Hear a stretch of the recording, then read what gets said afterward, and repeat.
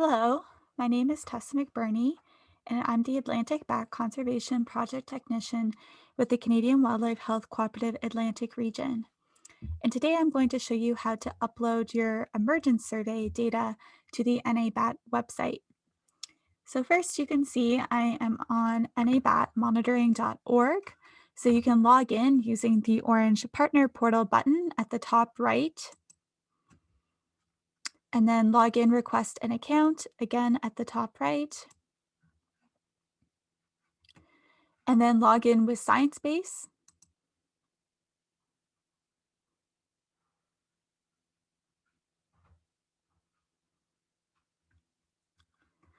Okay, once you log in, you can go to the projects page and select the project for which you will be uploading emergence count data.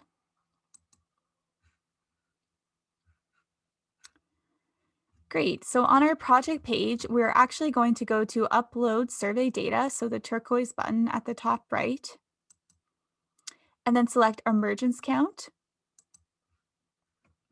and then the full metadata button.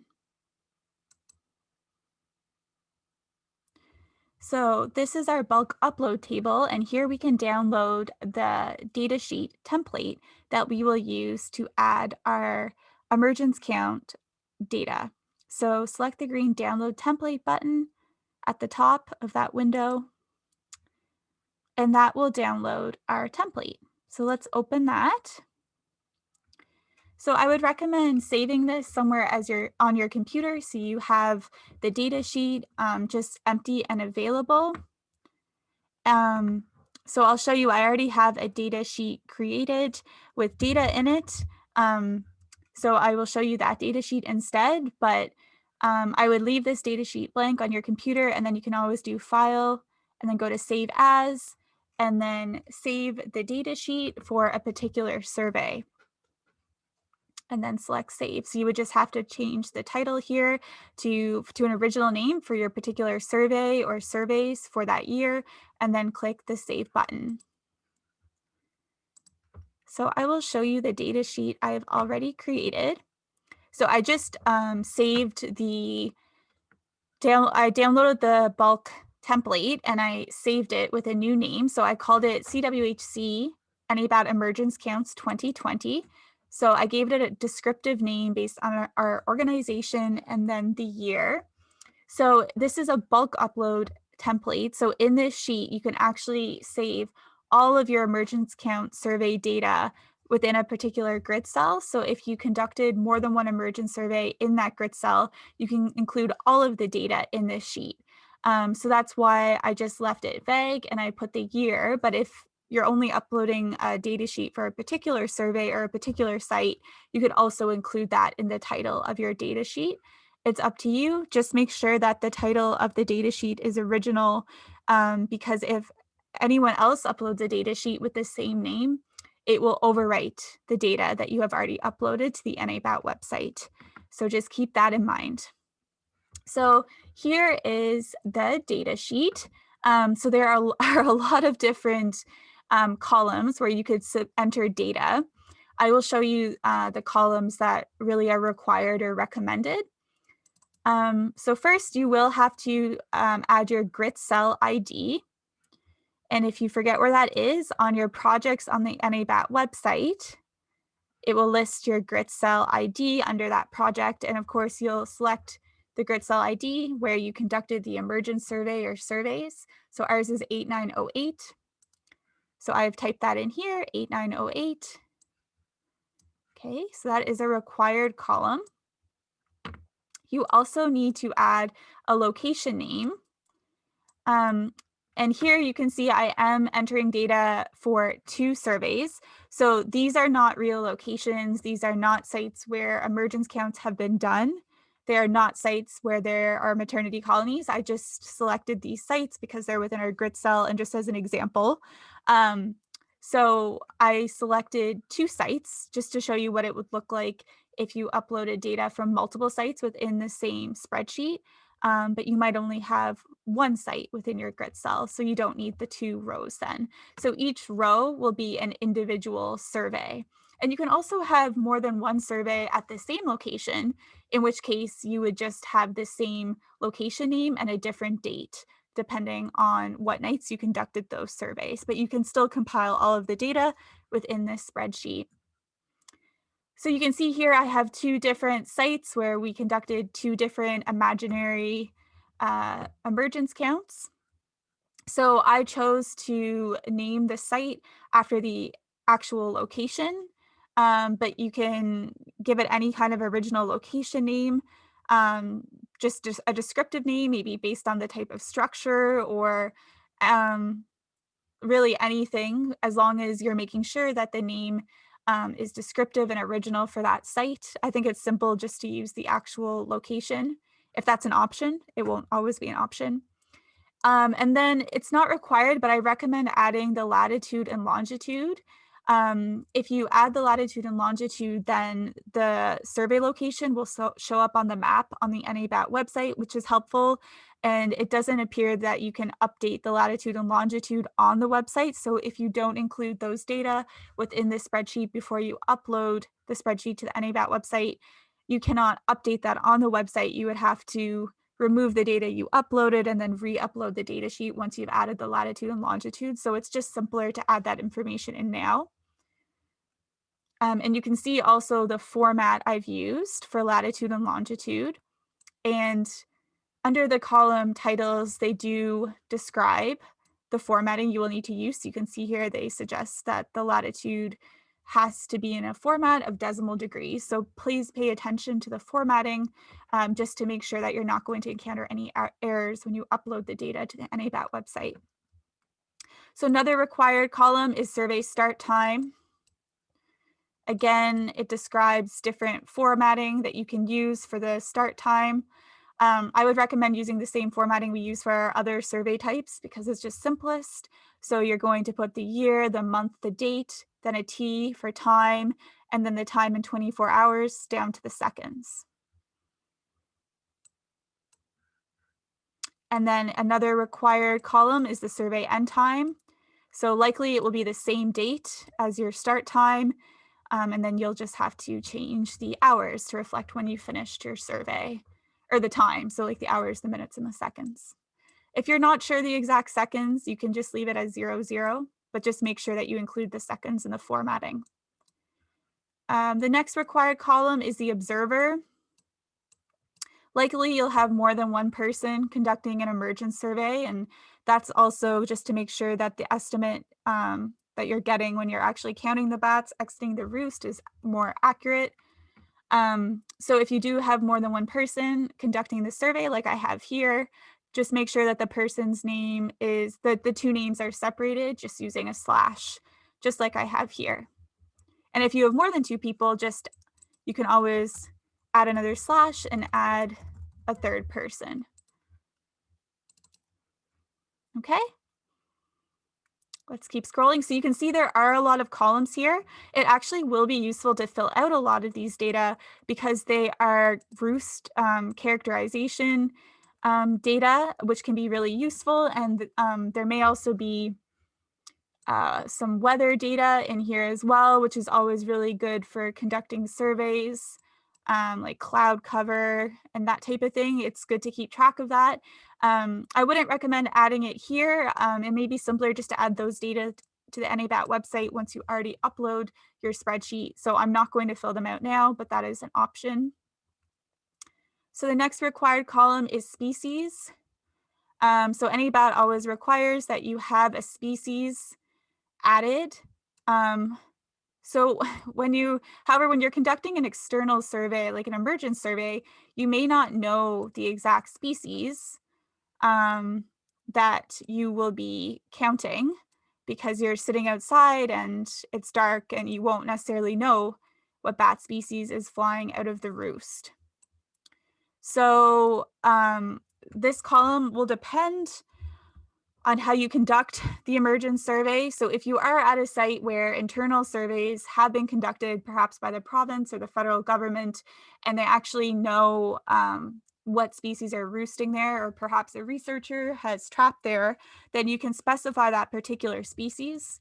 Like, for example, if it's a little brown myotis roost, you would put Milu in here, the 4-letter species code for little brown myotis. And all those 4-letter codes can be found in our acoustic guide. If you have no idea what the species is, you just know that there are bats in the roost, you can always use the no ID option. If you are in a place where perhaps your roost is a house and you're in a province where really the only building roosting bats would be little brown myotis predominantly, though you may have an occasional northern myotis roosting with the little brown myotis, you can use a combination grouping like the 40K myo option. Or if when you're conducting your emergence survey, you also are conducting a stationary point acoustic survey and you are able to determine at least some of the species in that roost using acoustics, you can obviously use the name for the species you are detecting acoustically at that site.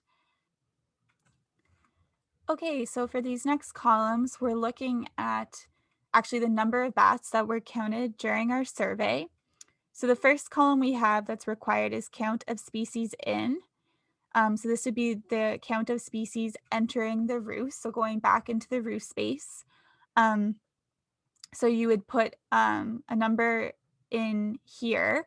If you didn't have any species like re-entering the roost, you can put 0, but you can't leave this column blank. Make sure that you at least have a number in this column. And then for the next column that's mandatory is count species out. So here you're counting the number of species exiting the roost.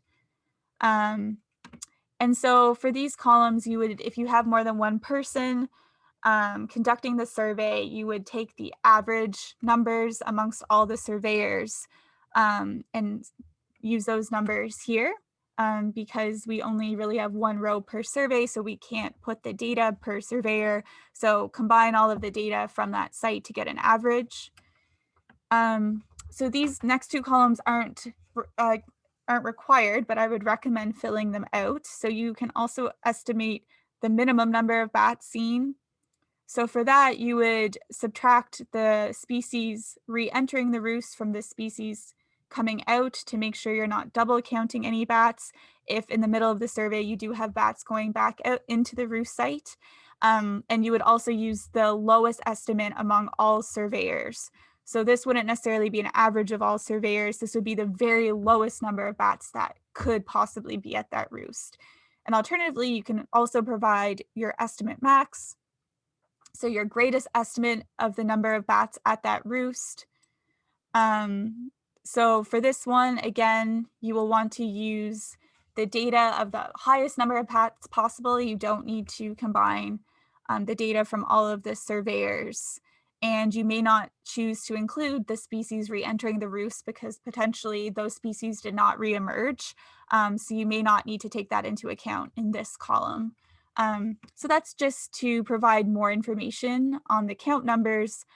So whoever is able to access that data on the NABAT website, they can see the averages, but also see the possible lowest number and maximum number of bats, which is useful. Okay. Okay. So it looks like those are all of the required or recommended columns. So just a note as well, make sure that you leave the column titles as they are. So you can just leave all of this information up here. Do not delete or move any of those column titles. Just leave as is and then enter your data below just to make sure you don't have any errors when uploading the spreadsheet to the NABAT database online. Okay, so now we have all of the data entered. We can save our spreadsheet and then close it. And now we are ready to try to upload those data to the NABAT website. So it doesn't matter what tab you're on. You may be on the details tab. You're going to select the turquoise upload survey data button in the top right, and then select emergence count. and then the full metadata button at the bottom right.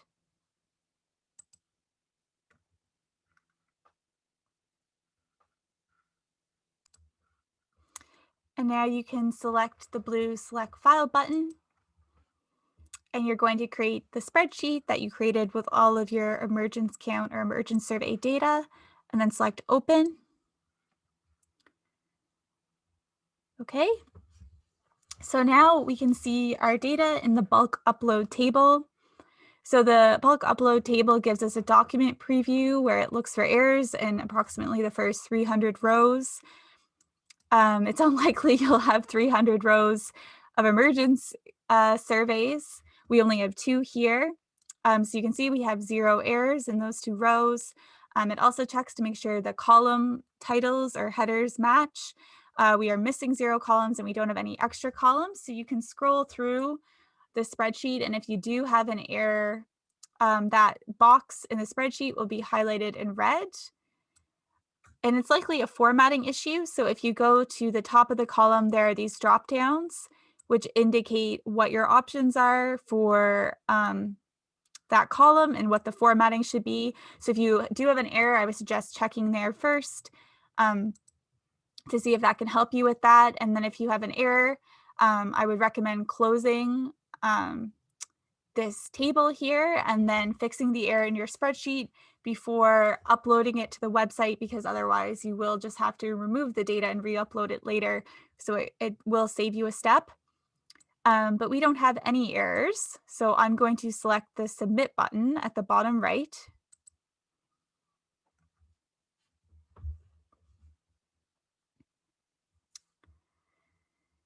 And now it just needs to process our spreadsheet.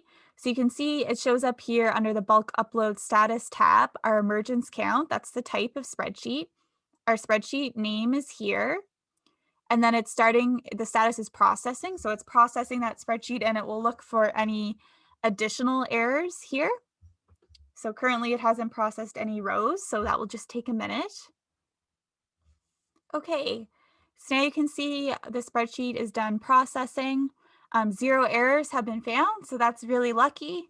If you do have any errors, they will show up here, and then you can click on the blue hyperlink, and that will download a spreadsheet highlighting the errors.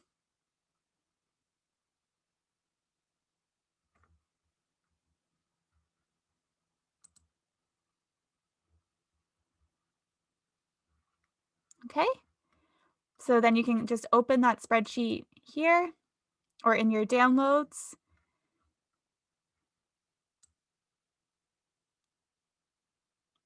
And we don't have any errors, which is why the spreadsheet is blank.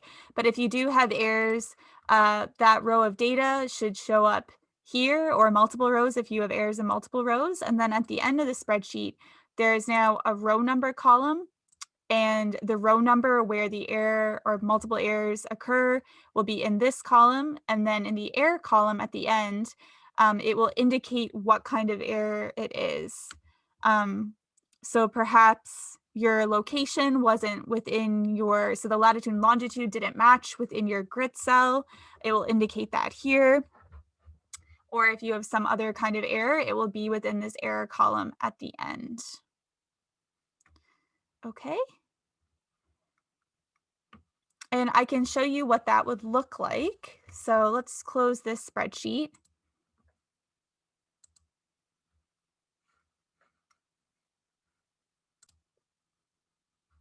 Okay, so this is not an error sheet that was made with the data that we submitted this time, but in other data I was playing around with earlier, I did get this error sheet. So you can see the row is listed where the error occurs. So all of the data within that row. And then when you scroll to the end, you can see the row number. So the error occurred in row 5 of the data sheet that we uploaded. And then in the error column, it actually lists the error. And this was a case where the latitude and longitude was not within the specified grid cell. And it's telling me that the latitude and longitude I provided were actually in this grid cell, not the one that is the one that I had listed.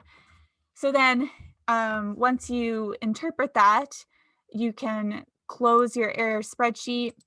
And you can actually delete the spreadsheet if you want once you know what the error is. You don't need to save it.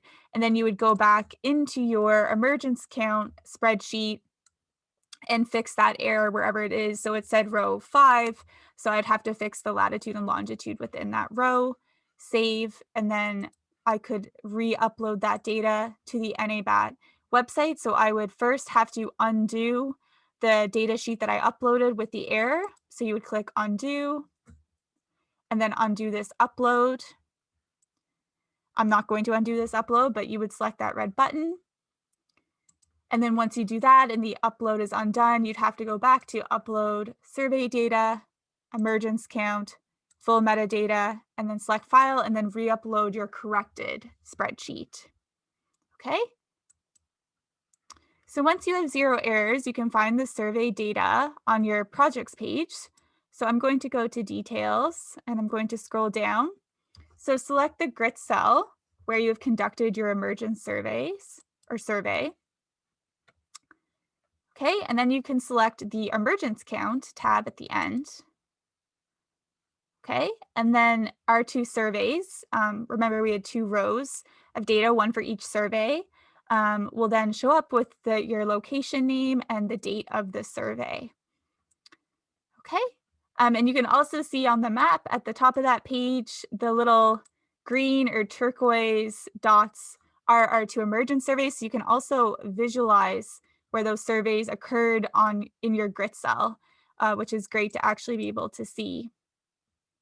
If you hover over those dots on the map, you get your location name as well. Okay, so let's open one of our survey tabs to see what we have. Okay. So within this, we get a map indicating where that specific site is on the map. And then you can also, this would be your survey start and end time. So if you need to edit that information for some reason, you can select the green Edit Survey Details button on the right. And then you can edit that information and then click the green Save or Cancel. Alternatively, if you want to delete the survey for some reason, this specific survey, you can select the red trash can button on the right to delete your survey at this site. If you scroll down, we have some other tabs down here. So let's first go into deployment details. So this is all of your information really about the survey site and methodology. I really would recommend adding or filling in the data here. I think these data are really important for roost characterization. So I would likely go in and fill some of these fields out. So again, using the green edit button. Roost location method. So just how you located that roost. That's always good to know. So I can select that. The amount of guano at the roost, that's always something we keep a record of. Habitat type is also important. Roost type as well, so you can select if it's a bat box or if it's some kind of building and where in the building the bats are roosting. Seasonal use as well, so usually with our emergence surveys, they're maternity roosts, or it could just be a summer roost that's an unconfirmed maternity roost. So that's good to know as well. We always recommend doing our emergence surveys at least once before the pups are volant or able to fly for consistency and population estimates. So it will likely be pre-volant there, just depending on the month when you conduct your survey. And then there are various other categories you can fill out here. I'm not going to go through all of them. I would say the more fields you can fill out here, the better. And many of these data we do collect on our regular survey sheets that we would bring out to the field with us during a survey. So you should be able to fill out many of these fields. So once you do that, make sure you save. And you can always go back in and edit those data. Okay. Then we can go down to our emergence counts tab. And this is where we're actually looking at our count information. So it will list the species, the observers, as well as your actual count information. So your bats in, your bats out, and your minimum and maximum estimates, which I left as the same for this example.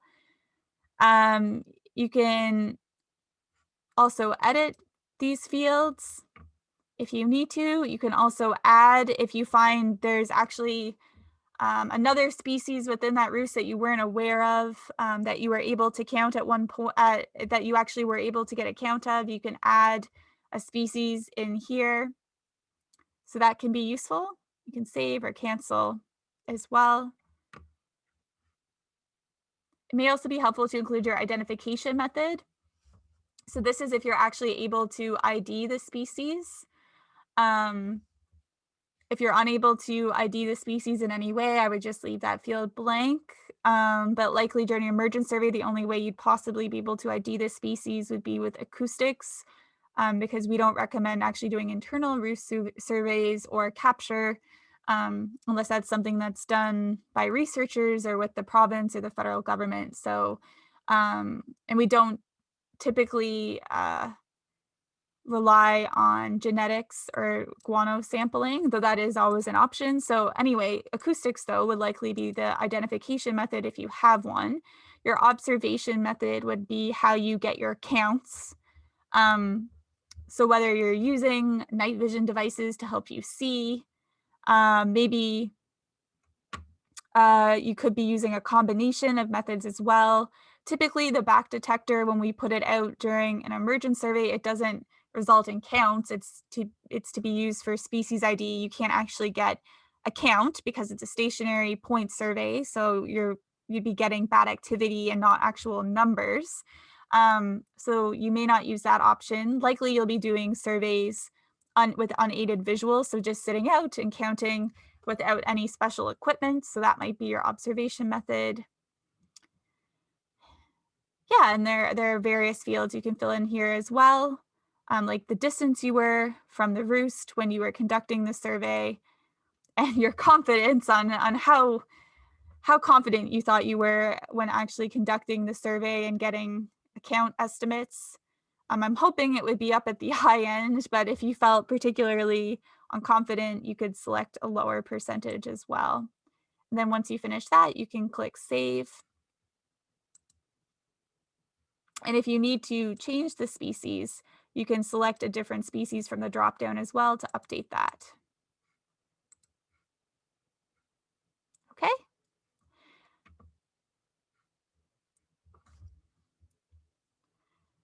Your last tab here is the images or videos tab. I would also recommend using this tab as well. It's always great to take photos of your roost sites. Again, it's important for roost characterization. Anytime I do an emergence survey, I take photos of the roost that I can refer to later. So this would be where you could upload those images. If you also took videos of the emergence survey, you can include those here as well. So you can just upload your deployment images or videos and then select the files that you want to include. I don't have any files as an example here, but you'll select your files and then open. And then once you have your file selected, you'll hit the green upload button here. And then to leave this window, you can press the X at the top. Yeah. So I think that's everything for uploading your emergence count or emergence survey data to the NABAT website. I hope you found that helpful.